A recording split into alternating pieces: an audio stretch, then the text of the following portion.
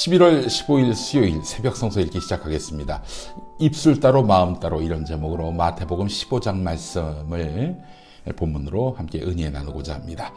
오늘은 불경을 오늘의 한마디로 골랐습니다. 법구경이라고 가장 대중적인 불경인데요. 부모를 사랑하는 사람은 남을 미워하지 않으며 부모를 공경하는 사람은 남을 얕보지도 않는다. 네, 전에 그런 말을 들었습니다. 고양이를 키우는 사람 중에 악인은 없다. 근데 저는 진짜 효녀 중에 악인을 제가 본 적이 없어요. 예. 뭐 악인이 있을 수도 있겠죠. 그러나 적어도 그 사람은 상대방을 굉장히 존중해요. 무시하지 않습니다. 효녀들이 그렇습니다. 예. 자, 마태복음 15장 1절에서 9절까지 말씀 함께 읽도록 하겠습니다. 그때 예루살렘에서 바리새파 사람들과 율법학자들이 예수께 와서 말하였다.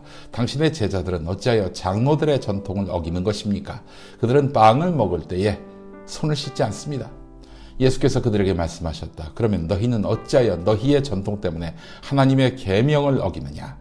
하나님께서 말씀하시기를 아버지와 어머니를 공경하여라 하시고 또 아버지나 어머니를 욕하는 자는 반드시 죽을 것이다 하셨다.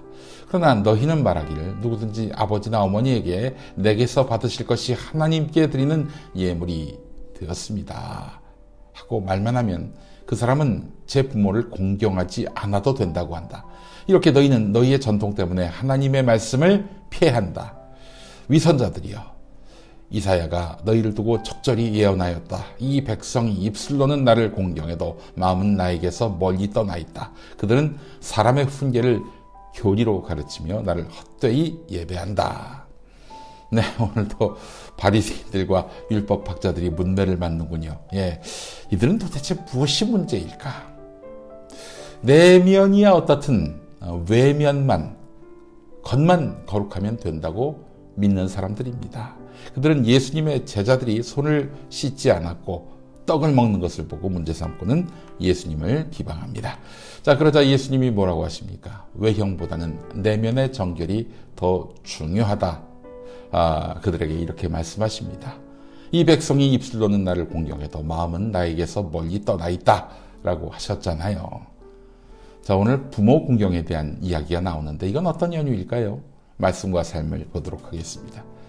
바벨론 포로기 이후 외적인 의식과 규례를 강조하는 유대인들은 하나님에 대한 자기 신앙의 진정성을 나타내기 위해 여러 사람 앞에서 하나님께 맹세하고 예물을 바쳤지요.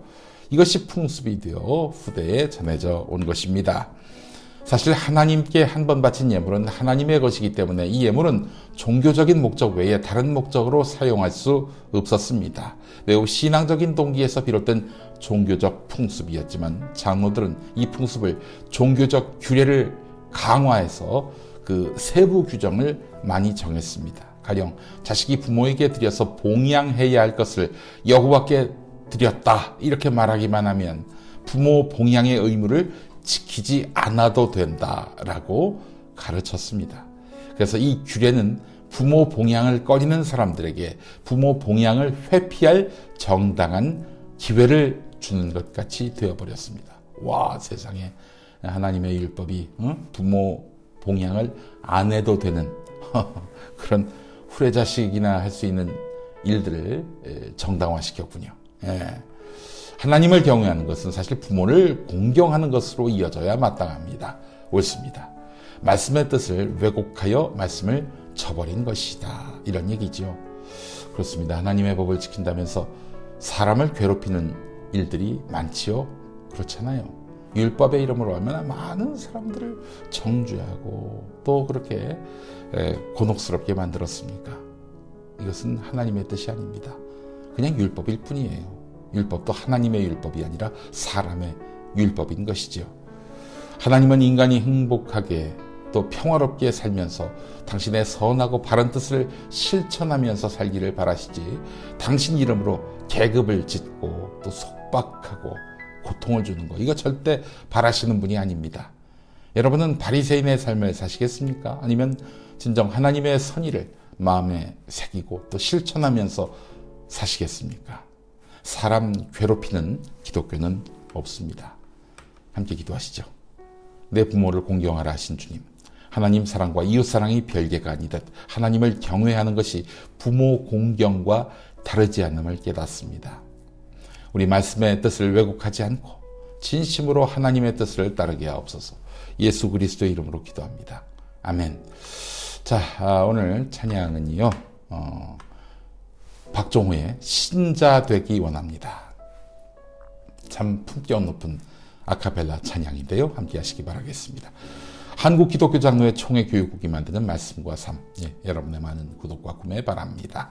자, 11월 15일 수요일 말씀과 삶으로 함께한 새벽 성서 읽기 마치겠습니다. 고맙습니다.